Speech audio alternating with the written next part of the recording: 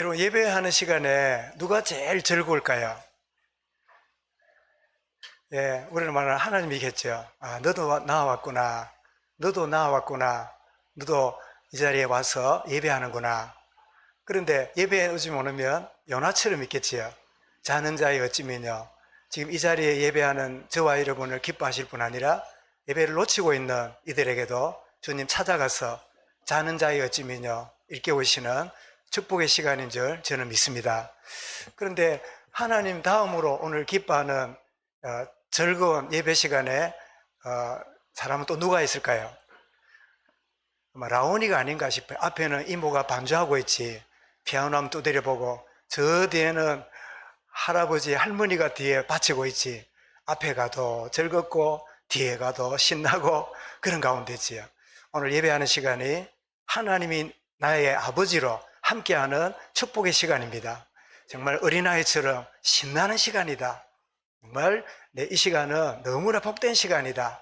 그런 마음의 예배가 될 수 있길 바랍니다.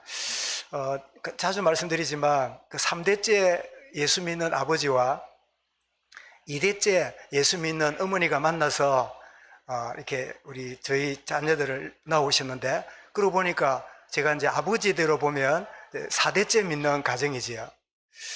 제가 중학교를 들어가니까 그때 당시에 저 부산 외곽에 목사님이 안 계시고 전도사님이 목회를 했어요. 그때는 목사님이 많지 않던 시대니까. 그 전도사님이 학습을 받아야 된대요. 나보고. 그 학습이 뭐냐니까 세례를 받기 전에 예비 교육을 받는 거래요. 그래서 그 전도사님이 막 이렇게 가르쳐 주는데 뭘 가르치는지 모르겠는데 딱 한 가지 기억나요. 십계명 10가지를 손가락 가지고 외우는 그건요, 그 10대 초반에 배웠는데 지금도 기억나요. 그래서 십계명을 너무 쉽게 외우도록 전도사님이 도와주셨구나. 그래서 학습을 받는데 들어보니까, 자, 성경을 매일 읽어라. 그 다음에 11조 생활을 해라. 그리고 하나는 뭐냐, 공적 예배를 빠지면 안 된다. 그리고 공적 예배가 뭐냐, 주일 예배, 오후, 그전에는 오전, 저녁이지요. 그다음에 수요 예배. 그래서 제가 중학교 들어가면서 뭣도 모르고, 내가 이제 학습 교인이 되었으니까, 이제 얼마 후에 6개월 뒤에 또 세례도 받았는데 세례 교인이 되었으니까 공적 예배 빠지면 안 되는구나. 그래서 주일 오전, 저녁, 수요일 예배, 학교를 다니면서도 막 수요 예배를 빠지면 지옥 가는 줄 알고 막 꼬박꼬박 참석을 했어요. 근데 어떤 부흥 강사님이 그래요. 여러분, 말세에 믿는 자를 보겠느냐? 그렇게 했기 때문에 주님이 오시는 데가 언제겠냐? 주일 오전도 아니고 저녁도 아니고 수요일이 아니겠냐? 제일 작게 모이는, 그리고 비가 오는 수요일에 오시지 않겠냐? 뭐 그런 식으로 예를 들어요. 그래서 내가 예배를 빠지면 안 되겠구나. 특별히 비 오면 빨리 갔어요. 주님이 오실까 싶어서. 그런데 문제는 예배 참석하면 오전 예배 드리면 보통 이제 찬양대도 하고 뭐 대표기도도 하고 이러잖아요. 보통 이제 11시 반쯤 목사님 설교를 시작하면, 자, 여러분 오늘 말씀 이러면요, 그때부터 졸려요. 아니, 나이도 10대밖에 안 되는 게 졸리니까 이게 감당이 안 돼. 난 그래서 눈꺼풀이 얼마나 무겁다는 걸 그때 내가 체험했어요. 그래서 예배만 드리면 졸려요. 이상하게 졸려요. TV 보면요, 밤새도 눈을 반짝반짝해 보는 내가 예배만 드리면 졸려요. 그러다가 제가 아시는 대로 우리 전도사님이 억지로 이 여름 수련회, SFC 중고등부 수련회, 저 부산 사상에 3,000명 모이는 그 집회에 억지로 등록을 해가지고 월, 화, 수, 목, 금요일 오전까지 해서 마쳐요. 거기 억지로 참여했다가 목요일 저녁 철야기도 하는데 도망을 치다가 제가 머리가 커가지고 잡혀 나왔어요. 그래 억지로 저 구석에 앉아 있는데 그때 주님이, 부활의 주님이 저를 찾아오셨어요. 나를 구원하시는 내 인생의 전환점이 찾아왔지요. 근데 웬일입니까? 금요일 날 이제 점심 먹고 교회 이제 집에 와서 좀 쉬고 주일 날 교회 갔잖아요. 근데 웬일입니까? 목사님 설교만 시작하면 이상하게 피곤이 몰리고 눈꺼풀이 내려앉고 이래 했는데 웬일입니까? 그 똑같은 목사님인데 그 말씀이요, 내게 뭐처럼 들냐? 꿀처럼 들려요. 희한해. 이거 목사님이 금식기도 하고 능력 받은 것도 아니라 내나 지난주나 이번주나 똑같은 목사님인데 내가 그 말씀을 듣 내 내면의 상태가, 영적 상태가 바뀐 거예요. 그래서 우리가 내면의 상태가 바뀌는 것이 전부 다구나. 억지로 뭘 하는 것도 중요하지만 내 속사람이 바뀌어지면 모든 일상적인 것도 다 새롭게 보여지는구나, 그런 생각이 들었어요. 그래서 혹시 뭐 찬양까지 좋았는데 제가 이제 메시지를 시작하는데 졸리거든. 졸리시길 바랍니다.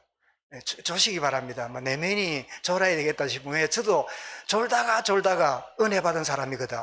그래서 예배하는 시간은 세 가지가 있는 시간입니다. 첫 번째 뭐지요? 쉼이 있는 시간이라. 요즘 얼마나 바쁩니까? 정신없이 막 들어야 되고 가야 되고 뭐 전화 받고 뭐 카톡 확인해 봐야 되고 얼마나 분주하게 삽니까? 예배하는 시간은 뭐죠? 쉼을 얻는 시간이에요. 수고하고 무거운 짐진 자들아 다 내게로 오라. 내가 너희를 뭐라고요? 쉬게 하리라. 그러니까 졸리는갑다. 혹시 졸리거든 쉬는 시간이라 싶어서 그래서 사람들이 가끔 멍 때리는 시간 뭐 필요하다 안 합니까? 소파에 엉덩이를 빼고 앉아가지고 멍하게 있는 시간도 필요하다 안 합니까? 그러다가 눈을 뜨는데 하나님이 예배 시간에 두 번째 주시는 게 있어요. 그게 뭐지요? 답을 주세요. 내가 한 주간 동안 이 고민을 하고 갈등했는데 하나님이 말씀을 통해서 내게 답을 주시네. 어두운 나에게 빛이 임하듯이 답이 임하는, 그렇구나. 내가 쏘갔네. 내가 몰랐네. 그래서 예배 시간이 뭐라고요? 쉼을 얻는 시간. 두 번째 뭐라고요? 답을 얻는 시간. 여러분, 사람이 답을 얻으면요, 멍하던 내가 힘을 얻어요. 힘이 나요. 우리 사람 여러분 평소에도 보면 늘어져 있다가 뭐 생각이 나고 이러면 갑자기 여러분 힘이 나지요. 그래서 막 내가 놓치고 있었구나, 내가 미처 내가 못하고 있었구나, 힘을 얻잖아요. 그래서 예배하는 시간이 힘을 얻는 시간. 두 번째 뭐라고요? 답을 얻는 시간. 세 번째 뭐지요? 힘을 얻는 시간이다. 오늘 예배하는 시간에 이 세 가지가 체험되고 누려지는 주의 은혜가 있길 바랍니다. 우리가 위기를 만나면, 문제를 만나면 우리는 어떻게 하면 해결할 건가? 왜 이런 일이 주어졌냐? 누구 때문에 주어졌냐? 여기에 팍 돌아가는 게 우리의 체질이에요. 그런데 하나님은 위기와 문제가 올 때 우리에게 확인시키기를 원하시는 게 있어요. 그게 뭐지요? 나에게 바꿀 게 없는가? 내 인생의 주인이 내가 되어 있구나. 주님이 내 인생의 주인이 아니기 때문에 문제가 왔구나. 나의 주인이 누군가? 주인이 누군가를 확인시키는, 점검하는 기회예요. 나의 주인이 누굴까? 나인가? 돈인가? 주님이신가? 그리고 내가 버릴 게 있다는 것을 위기 만날 때 봅니다. 내가 동기가 너무 많구나.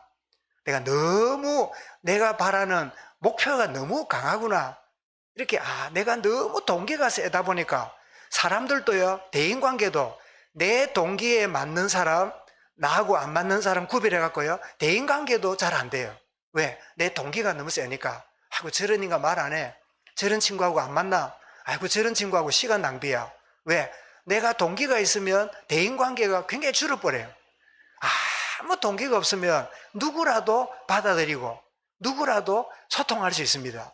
그죠? 그래서 문제가 오면 뭐라고요? 내 주인이 누군가? 주인을 바꾸는 시간. 또 뭐라고요? 내가 버릴 게 없는가? 내가 버릴 게 너무 많구나.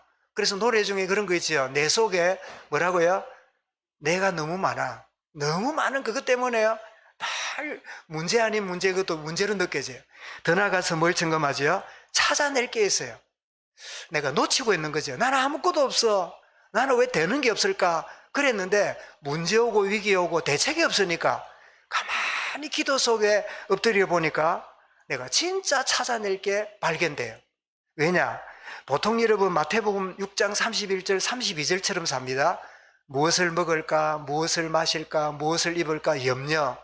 이거는 누가 한다고요? 이방인들이 하는 것이라. 다른 말로 바꾸면 아버지 어머니 없는 고아들이 하는 일이라. 그죠? 고아들이 뭘 먹을까 마실까 입을까 염려해야 돼요. 그런데 너희는 하늘 아버지가 계시는데 이방인처럼 그렇게 지내느냐? 그래서 내가 찾아낼 게 뭐죠? 없는 물질을 찾아낼 게 아니라 마태오 6장 40절은 뭐지요? 먼저 그의 나라와 그의 의를 구하는 것. 이거를 내가 놓치고 있었구나. 이거를 내가 찾고 회복해야 되겠구나. 이게 하나님 우리에게 위기와 문제를 주시는 진짜 이유입니다. 뭐라고요? 내가 나의 주인이 누군가 바꿔야 된다. 나의 동기, 뭐를 버릴 건가? 그리고 진짜를 어떻게 해요? 찾아내는 그런 시간이다. 이런 바울에게 이 풍랑은 정말 예측 못할 위기와 문제였지만 이 바울에게는 축복의 기회였어요. 이런 위기와 문제 속에 있습니까? 진짜 중요한 걸 발견하고 깨닫는다면 여러분 일생의 최고의 축복의 시간표가 됨을 믿으시기 바랍니다. 나는 내 생에 이렇게 어려울 수가 없어. 이렇게 힘들 수가 없어. 이렇게 괴로울 수가 없어. 하나님 말씀합니다. 주인을 바꾸라. 버릴 것을 버려라. 그리고 진짜 찾아내라. 네 인생 최고의 은혜의 기회야. 최고의 응답의 기회를 주신 거야. 이렇게 하나님 말씀하시는데 이 축복의 은혜가 저와 여러분에게 내 것이 될 수 있길 바랍니다. 그래서 바울 일행이 광풍을 만났지만 무사히 육지에 멜리데 섬에 도착을 상륙을 합니다. 출발할 때는 인솔자가 누구지요? 로마 군대 백부장 율리오였는데 풍랑 이후에 이 배의 인솔자 리더가 누구지요? 복음의 사람 바울입니다. 말하자면 서밋이 된 거예요. 영향을 주는 사람이 된 거예요. 여러분, 하나님은 지금도 복음의 사람인 저와 여러분의 현장에 서밋으로 하나님이 쓰심을 믿으시기 바랍니다. 뭘 통해서요? 문제를 통해서. 위기가 오므로, 한계를 경험함으로 복음의 사람이 서밋으로 쓰임 받도록 일하심을 보게 됩니다. 자, 육지에 도착했다고 했습니다. 1절에 그랬죠. 근데 육지에 도착은 우연이 아닙니다. 뭐대로요? 하나님 약속대로. 사도행전 27장 24절이지요. 하나도 너가 사람 버리지 않고 반드시 도착되게 될 것이다. 그 말씀대로. 또 뭐대로요? 전도자 바울의 확신한 대로 27장 25절에 뭐랬습니까? 여러분이 안심하라. 나는 내게 말씀하신 그대로 되리라고 하나님을 믿노라. 하나님 말씀을 내가 믿노라. 그대로 육지에 도착한 거예요. 그래서 데살로니가서에서 바울은 이렇게 말합니다. 2장 13절에 우리가 하나님께 끊임없이 감사함은 너희가 우리에게 들은 바 하나님 말씀을 받을 때 사람의 말로 받지 아니하고 하나님의 말씀으로 받음이니 진실로 그러하도다. 이 말씀이 또한 너희 믿는 자 가운데서 역사하느니라. 이런 오늘 받는 말씀이 이런 믿음 안에서 역사할 줄 믿으시기 바랍니다. 그냥 하나도 땅에 떨어지지 않도록 하나님은 자기의 말씀을 이루어 가시는 거죠. 그리고 이 육지에 도착한 것은 하나님이 언약을 성취하는 과정입니다. 그럴 수밖에 없는 결과를 육지에 도착하도록 주신 거죠. 이런 사도행전 19장 21절에 로마도 보아야 하리라. 23장 11절에도 바울 너도 로마에서도 정언하여야 하리라. 27장 24절에 뭐예요? 네가 가이사 앞에 서야 되리라. 요 언약이 이루어지려면 육지에 도착해야 돼요. 이거를 우리는 응답이라 하기도 하고요. 말씀대로 되었네. 이렇게 말하기도 합니다. 그래서 우리 인생을 주님께 맡기면 주님이 이루 가심을 보게 됩니다. 그래서 우리의 신앙생활은 뭐냐? 한번 고개를 한번 들고 앉아 보십시오. 물어보겠습니다. 신앙생활이 뭡니까? 1번 열심히 하는 거다. 그렇게 생각하고 신앙생활하는 사람이 있습니다. 그러나 성경은 말합니다. 따라하겠습니다. 신앙생활은 주님께 맡기는 거다. 맡깁니다. 아니 목사님 맡기가 됩니까? 출근도 해야 되고 아도 키워야 되고 뭐 일하러 댕겨야지. 그 맡기는 속에 인도받는 거예요. 우리 이게 이원론적인 게 있습니다. 주의 일과 내 일, 하나님 영광과 또 뭐 세상 일 이렇게 구분하는데 그렇지 않습니다. 이론이라 하나라. 모든 삶 속에 노예 생활을 하든 감옥에 있던 여호와께서 뭐라고요? 요셉과 함께 하심으로 이 축복을 누리는 거예요. 직장 간다고 주님이 떠나 있습니까? 여러분, 문제 생기면 주님이 문 앞에 기다립니까? 아닙니다. 세상 끝날까지 뭐라고요? 항상 너와 함께 하리라. 문제 속에도 함께 하시잖아요. 신앙생활은 열심히 하기 전에 뭐라고요? 맡기는 거예요. 맡겼는데 주님이 나에게 열심을 주시면 열심히 달려가는 거예요. 내게 참 중요한 거를 원하시면 내가 그 일에 생을 들이는 거예요. 그거는 열심히 하는 중심과 맡기는 인생과 다른 이야기인데, 맡기고 나니까 열심을 내고 맡기고 나니까 내가 열정적이 되는 그 축복을 누리면 열심히 해도 내 생을 끝내도 피곤치 않아요. 이런 맡기는 축복이 있기를 바랍니다. 그래서 우리 인생 맡기면 이루시는, 그래서 에스겔서 12장 28절에 보면 에스겔에게 하나님 이렇게 말씀합니다. 그러므로 너는 그들에게 이르기를 주 여호와의 말씀에 나의 말이 하나도 다시 더디지 아니할지니 내가 한 말이 이루어지리라. 나 주 여호와의 말이니라 하셨다 하라. 내 말이 하나도 더디지 않고 이루어지리라. 요거를 예수님이 마태복음 5장 18절에 인용하십니다. 천지는 없어질지라도 내 말은 하나도 쓰지 않고 그대로 이루리라. 예수님은 그냥 말씀하신 경우가 거의 없어요. 거의 구약에 있는 시편에 있는 내용들을 인용하심을 보게 되죠. 여러분 아시는 대로 예수님 가상칠언 중에 7마디 중에 제일 가운데 4번째 말씀이 뭐죠? 엘리 엘리 라마 사박다니, 나의 하나님 나의 하나님 어찌하여 나를 버리십니까? 이 고백을 했잖아요. 근데 그게 시편 어디에 있죠? 시편 22편에 보면요, 나의 아버지 나의 하나님 왜 나를 버리십니까? 라는 시편 내용이 나와요. 그래서 주님은 모든 내용이 그냥이 아니라 철저하게 예언된 말씀을 이루셨구나. 이 말은 뭘 말하죠? 우리의 삶이 우연이 없습니다. 하나님 말씀을 이루어가는 과정 속에 우리 삶이 있는 거예요. 아이고, 이 일을 하고 말씀하고 내 겪는 거 하고 그거는 따로야. 그러니까 더 힘드는 거야. 그러니까 더 외로운 거야. 그러니까 내가 버림받은 것 같아. 그러니까 하나님과 나하고 관계가 없는 것 같아. 아닙니다. 내가 기억 못하고 내가 다른 동기 때문에 안 보여서 그렇지. 이런 사람이 동기가 있으면요, 가장 기본적인 게 안 보입니다. 지난 주간에도 누가 상담을 하는데, 목사님 이렇게 하면 어떨까요? 저렇게 하면 어떨까요? 이렇게 묻길래, 뭐 제가 하나님이 아니니까 뭐 이래라 저래라 그렇게 말할 수 없잖아요. 근데 말을 하는데 보니까 첫 출발이 뭐냐, 하나님이 원하시는 일을 하려고 하는데, 그래 출발해 가지고 이거를 이렇게 하고 싶다는 거예요. 그런데 하나님이 원하신 일이라고 출발을 하는데 이렇게 하고 싶다는 결론이 내가 바라는 대로라. 우리 대부분 그렇지요. 말로는 주의 영광, 복음이하여 이러지만 딱 결정하는 순간에는 뭐예요? 내한테 이익이 되고 내한테 좀 도움이 되고 내가 좋을 것 같으니까 그렇게 결정하고 끝내잖아요. 그래서 제가 이야기했습니다. 이야기 들을 때, 목사님 내가 좋으려고 결정하는데요, 이랬으면 그래 네 원하는 대로 해라 그래 할 건데, 하나님이 원하시는 걸 위해서 여쭤봅니다. 그래 묻길래, 근데 결론을 내려보니까 너무 성급하다. 조금 기다리고, 아이고 이거 빨리 안 잡으면 지나갈 건데요. 하나님이 아신다.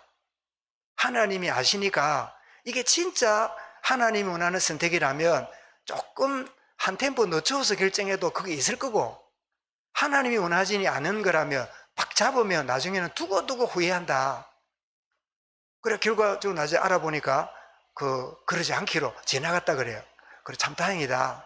그랬더니 마침 어떻게 결정해버리고 계약 다 하고 끝내버리지 않고, 목사님께 여쭤봐야 되겠다 이래 한 생각이 성령님이 주신 생각이라. 그죠? 성령께서 뭐라고요? 생각나게 하고 가르칠 거라 그랬잖아요. 왜? 대부분 성도들은 자기 결정해서 알아서 해요. 거의 이럴 때 어떻게 해야 됩니까? 이루고 싶지만 하나님 뜻이 뭔지를 묻고 싶습니다. 이렇게 자문 구하는 사람이요 거의 없어요. 다 알아서 해요. 다 알아서. 그죠? 결과적으로 보면 저건 아닌데 참 안타깝다. 왜 저렇게 결정할까? 왜 저렇게 참 방향을 잡을까? 이럴 때가 많지만 그거를 부족한 목사가 일일이 간섭하고 말 못하잖아요. 그게 자칫하면 그 갈등과 그 오해가 생길 수 있으니까. 그런데 말은 않지만요, 마음에 그런 부분이 늘 있지요. 어떤 결정하거나 진행할 때, 아, 참 그렇다. 이런 생각이 있지요. 어쨌든 하나님이 말씀과 우리의 삶은 따로가 없습니다. 내가 모를 뿐이에요. 그랬더니 나중에 그 얘기하더라고요. 아, 내가 그러려고 딱 결정적으로 결정하려고 하다가 여쭈었는데 나중에 지나보니까 내가 그거 하나 이기겠다 싶어서 생각을 하고 결정했으면 다른 일이 굉장히 많았는 것을 몰랐대요. 만약에 그거 결정했으면 다른 게 굉장히 복잡해질 뻔했는데 그거 딱 붙잡으려 하다가 내가 못 본 게 너무 많더래요. 그렇습니다. 내가 동기가 강하니까 하나님 말씀이 어떻게 흘러가는가 안 보여요. 하나님 말씀하고 이거하고 연결이 안 돼요. 근데 진짜 조금 기다리고 하나님의 도우심을 구하면, 여러분, 하나님이 급하게 막 이끌어가기 원하는데 내가 기도한다고 기다리잖아요. 그러면 어떻게 하실까요? 하나님은 급해가지고 결정하기 원하는데 나는 기도한다고 기다리고 있으면 하나님이 내가 기도한다고 기다리는 모습이 꼴보기 싫을까요? 기특할까요? 어려운 질문입니까? 내 질문이 잘못됐는가? 하나님은 저걸 하기 원하는데 나는 주님 뜻이 뭡니까? 하고 기다리듯이 기도하고 있단 말이에요. 그러면 그런 모습을 보실 때 꼴보기 싫은 모습일까요? 기특한 모습일까요? 나는 기특하다 생각해요. 근데 우리는 주로요, 하나님보다 내가 더 급해. 하나님보다 내가 먼저 결정해. 하나님보다 늘 앞서가지고 일을 결정해버려. 그래 놓고는 조금 더 타협 안 합니다. 이거는 의뢰해야 되는 거야. 이는 의뢰일에 사는 거야. 의뢰 이렇게 해왔는데 뭐. 그러다 보니까 하나님 보실 때 너무 안타까우신 거야. 자녀이기 때문에 그냥 내버려 둬요. 구원받았기 때문에 내버려 둬요. 그런데 쭉 지나다 보면요, 보통 대부분 급하다, 힘들다, 너무 여러 가지로 고통스럽다. 대부분은 뭐지요? 내가 급한 결정 때문에 대부분 힘든 거야. 무슨 말인지 아시겠지요? 그래서 우리가 서론을 돌아가서 뭐라고요? 내 주인이 누군가? 내가 결정할 때 누가 결정하도록 권위를 갖고 있는가? 난가 주님이신가? 내가 진짜 버릴 게 뭔가? 내가 찾아내야 될 게 뭔가? 이런 것들을 어려움이 올 때 보게 되지요. 그런데 육지에 도착했습니다. 모두가 살았다 하고 이제 막 몸도 말리고 얼마나 2주 동안 풍랑을 만났으니까 얼마나 힘듭니까? 여러분 기대해 주시는 덕에 그 북경신학교 종교교역사 강의한다고 그 목요일날 새벽에 그 중앙역에서 KTX 타고 인천에 갔다가 강의하고 하루 자고 그 다음날 목요일날 금요일날 강의하고 오는데 그 이틀 갔다가 오는데 어제 금요일 저녁하고 어제 파김치처럼 몸도 좀 안 좋은 상태이기도 하지만은 와, 이틀 동안 참 이렇게 그냥 뭐 차를 운전한 것도 아니고 그 열차를 타고 왔다 갔다 했을 뿐인데 또 마침 저희 집 앞에 752번 직행버스가 바로 타면 중앙역 앞에 가요. 나 그 차가 있는 줄 이번에 처음 알았네요. 또 내렸더니 그 차가 기다려요. 그래서 차 가지고 우리 집 앞에까지 왔어요. 완전 택시라. 1850원 주고 그 1시간짜리 2시간을 그렇게 왕복 갔다 왔어요. 그런데 갔다 오다가 기사 보고 그 기사님, 내가 이 도착 아니고 차가 이렇게 기다리네요.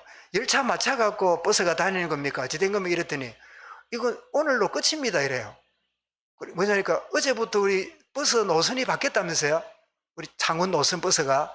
그러면서 우리 집 앞으로 안 다니고 저 구청에서 출발해가지고 경찰서로 해가지고 롯데마트로 그래가지고 안민턴으로 빠져나간다네요.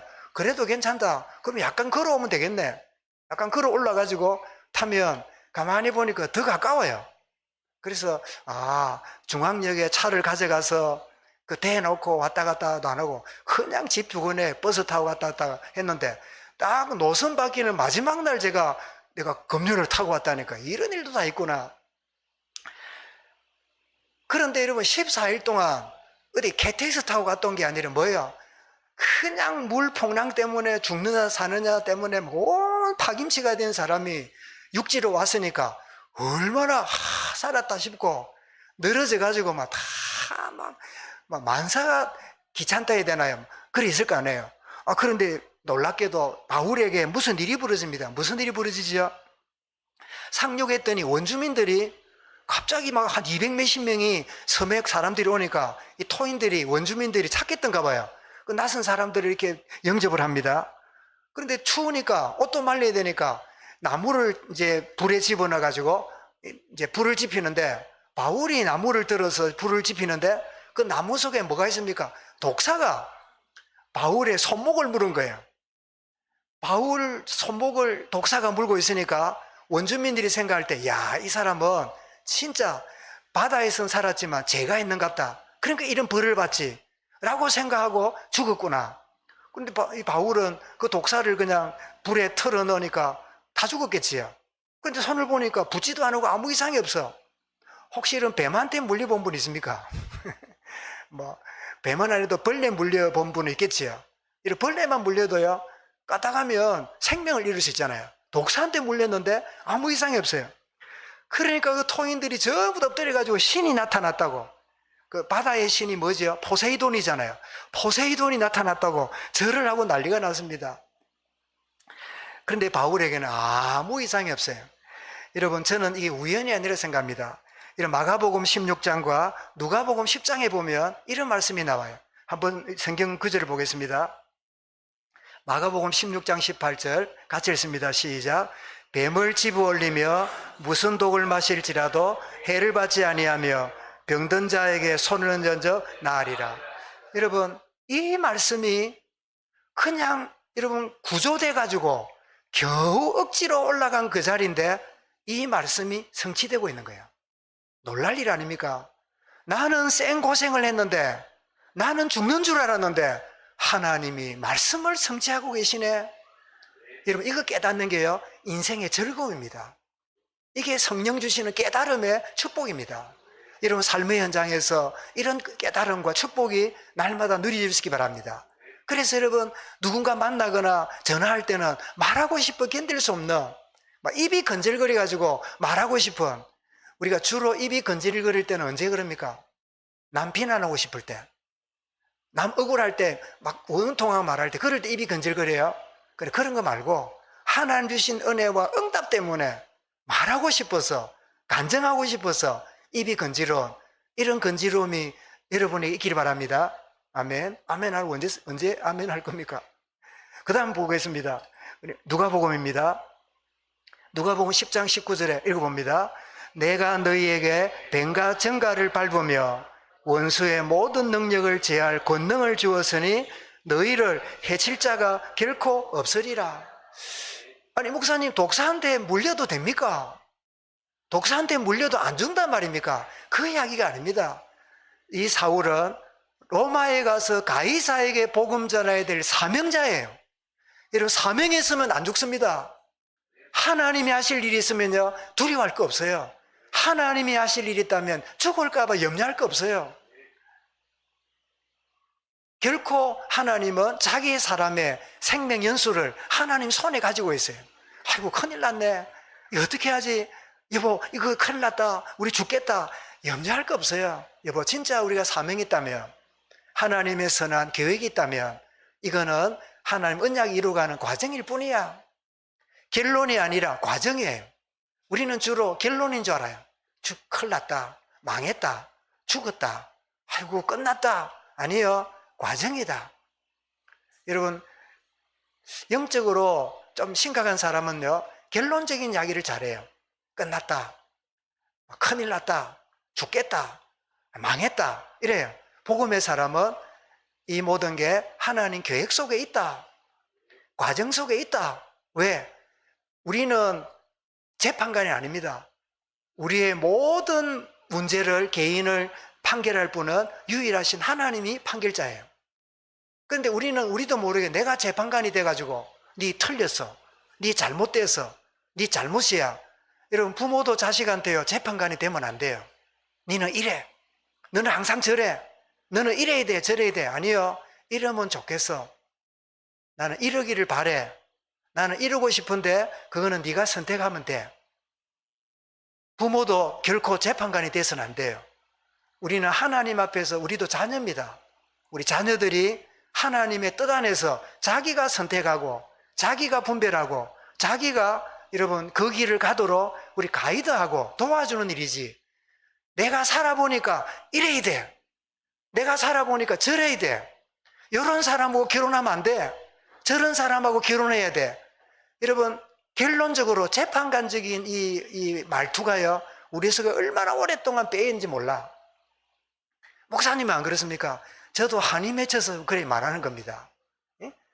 잘한다고 하는데 결론적인 말을 해요. 아주 권위적으로 말해요. 이러면 좋겠는데, 내가 기도해 보겠는데, 여러분 하도록 권하도록 그 일을 가도록 도와주는 가이드 역할을 하는 그런 자가 해야 될 일이 부모가 돼야 되고, 또 지도자도 마찬가지입니다. 자기가 지도자니까, 자기가 권위자니까 이래야 되고 저래야 될 보다 아니라 이렇게 할 수 있도록 계기를 주고 동기를 부여하고 그렇게 스스로 결정해서 하도록 만들어야지, 억지로 하지 않으면 안 되도록, 그런 것은 바른 방법이 아니죠. 그래서 멜리드의 섬에 독사한테 물린 사람이 안 죽고 살았단다. 그런데 신인 줄 알았더니 자기가 신이 아니란다. 이런 일이 소문이 섬이니까 쫙 퍼졌겠지요. 그죠? 우리 친해만 해도 한 20만이 되는데 어디서 무슨 일이 벌어지면 하루 만에 싹 퍼질 거 아니에요. 그래서 추장 보볼리오가 친절하게 영접하고 3일 동안 자기 토지에다가 이 상륙된 사람을 돌봐줬는데, 소문을 들어보니까 추장 아버지가 부친이 이질과 열병에 들어가지고 죽을 병에 들어서, 지금은 약국 가면 되지만 옛날에는 병 걸리면 다 죽었잖아요. 그랬던 소리를 듣고 바울이 가서 독사한테 물렸던 그 손인지 반대 손인지는 모르겠지만 손을 얹어 안수했더니 그 병이 나았더라. 그래, 목사님, 병든 사람한테 손 얹으면 다 낫습니까? 병든 사람한테 손 얹으면 다 낫습니까? 해도 안 되던데요. 그 이야기가 아닙니다. 이것은 하나님의 목적과 계획이 있으면 그 일을 이루시는 거예요. 이 멜리데가 겉으로 보면 구호된 자리지만 하나님 보실 때는 거기 있는 영혼을 건지는 뭡니까? 캠프, 치유 캠프 현장이라. 우리는 이래 삽니다. 아이고 죽을 뻔했는데 겨우 내가 거기서 살아나왔다고. 아니요, 하나님은 니는 그렇게 생각하느냐? 거기에서도 생명 역사를 내가 이루고 싶다. 그 일을 이루는 일에 내가 너희에게 그런 과정을 주었노라. 이거 깨달으면 고생이 아니라 하나님이 하시는 일을 흥미롭게 발견하는데, 그거 모르면요 고생하다가 그 장소와 시간을 지나는 경우예요. 지금 질병 때문에 고통당하는 그 사람에게 안수했더니 나았더라. 여러분, 하나님의 계획과 하나님 뜻이 있다면 어린아이라도 예수 이름으로 손을 얹고 기도하면 치유된 역사가 있음을 믿으시기 바랍니다. 하나님의 계획이 분명하고 시간이 맞다면 그 일을 이루시지요. 그런데 이 소문을 또 듣습니다. 병원도 없고 약이 없는 그 섬에 얼마나 환자가 많았을까요? 많은 환자들이 와가지고 바울에게 와서 고침을 받는, 여러분 9절에 보니까 이름으로 섬 가운데 다른 병든 사람들이 와서 고침을 받고, 한번 물어보겠습니다. 이 대열에 누가가 함께 했습니까? 안 했습니까? 우리가 그랬지요.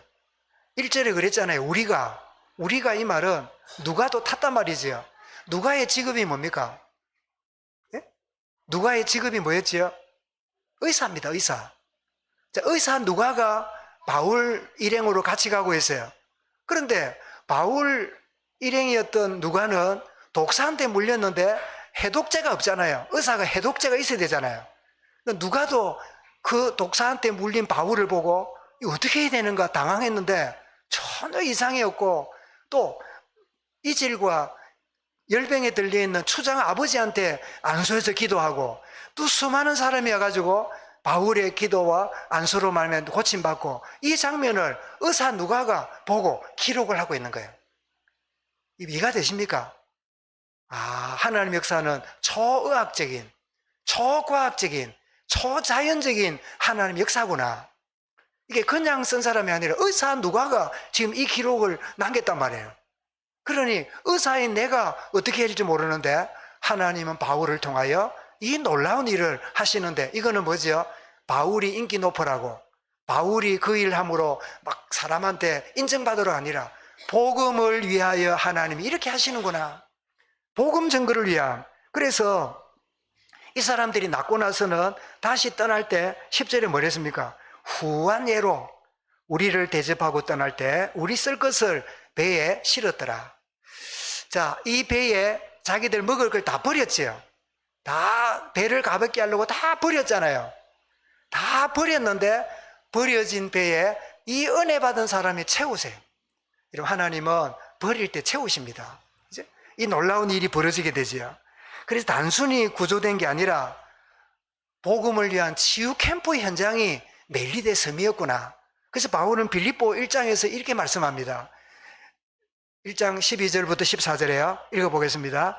형제들아, 내가 당한 일이 도리어 복음 전파에 진전이 된 줄을 너희가 알기를 원하노라. 13절입니다. 이러므로 나의 매임이 그리스도 안에서 모든 시대함과 그 밖의 모든 사람에게 나타났으니. 14절, 형제 중 다수가 나의 매임으로 말미암아 주 안에서 신뢰함으로 겁없이 하나님 말씀을 더욱 담대히 전하게 되었느니라. 12절은 뭐라고요? 내가 당한 일이 복음을 막는 게 아니고 뭐라고요? 복음의 진전이 이루어졌으니. 바울은 이 풍랑 만난 거, 자기 감옥에 들어간 거, 이 모든 것도 나는 갇히지만 복음은 갇히지 않는다. 저와 여러분 어려운 환경, 힘든 여러분 삶 속에 빠질 때가 많아요. 그런데 속지 마시기 바랍니다. 그러나 나와 함께 계시는 주님은 내게 있는 복음의 능력은 갇히지 않는다. 이것이 우리의 신앙 고백이고 정체성의 고백이지요. 그럼 결론입니다. 여러분, 예측하지 못한 위기와 문제가 오면 하나님이 내게 있어야 될 당연한 것으로 내게 주신 거다. 이렇게 깨닫는 게 복음적입니다. 여러분, 시편 119편 67절입니다. 읽어봅니다. 고난당하기 전에는 내가 그릇 행하였더니 이제는 주의 말씀을 지키나이다. 나는 내 삶의 방식대로 살다가 문제가 오니까 나는 잘 산다고 살았는데 내가 그릇 잘못 행했구나. 그래서 당연히 내가 이 어려움을 겪어야 되겠구나. 이렇게 깨닫는 거지요. 두 번째입니다. 내게 필요하기 때문에 주어진 거라고 이해할 필요 있습니다. 이런 시편 71절입니다. 시작.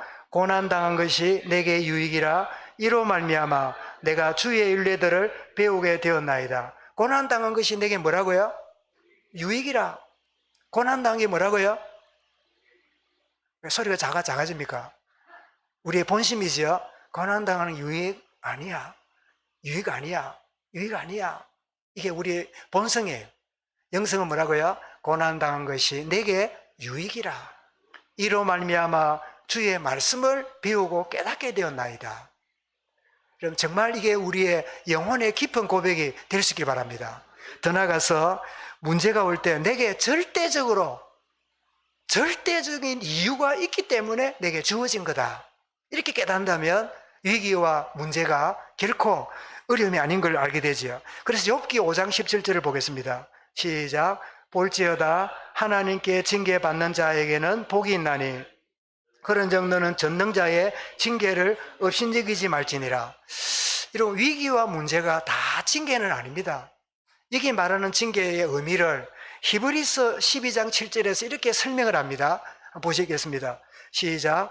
너희가 참음은 징계를 받기 위함이라 하나님이 아들과 같이 너희를 대우하시나니 어찌 아버지가 징계하지 않는 아들이 있으리요. 여기 징계라는 말은 아들답게 대한다 이 뜻입니다.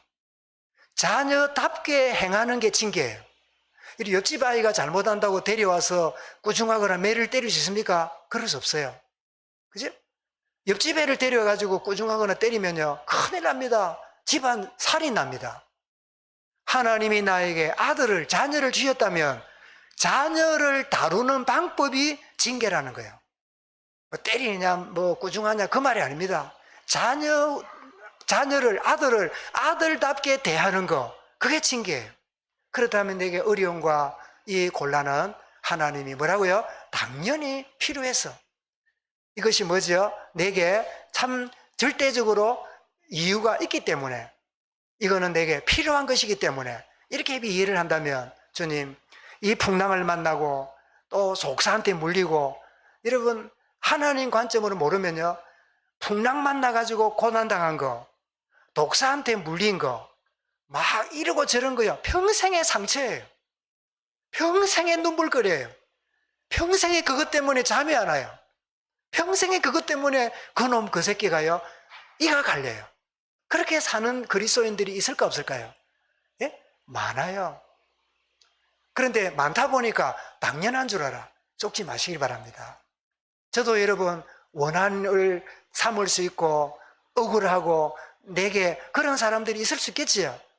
그런데 주 안에 들어오니까 내가 미안할 뿐이라, 내가 죄송할 뿐이라, 내가 참 부족할 뿐임을 아는, 그리고 맞아, 그 사람이 나를 비난할 때, 나를 막 업신여길 때 내가 아니라고 분노가 일어났지만 지나고 보니까 내가 업신여기는 것보다 더 못난 사람이라, 그 사람이 나를 비난하는 것보다 내가 더 덜 떨어진 사람이 맞아. 주님 앞에 무릎 꿇을 때 내가 연약한 사람인 줄 맞아요. 그 사람이 말하는 거는 내 연약을 10%도 모르고 한 말이라, 사실은 90% 이상이 내 연약함이 있어요. 내 부족함과 모자람과 허물이 많아요. 그 사람은 일부만 보고 말했을 뿐이라. 그런데 우리는 일부 말하는 걸 보고요, 분노해요.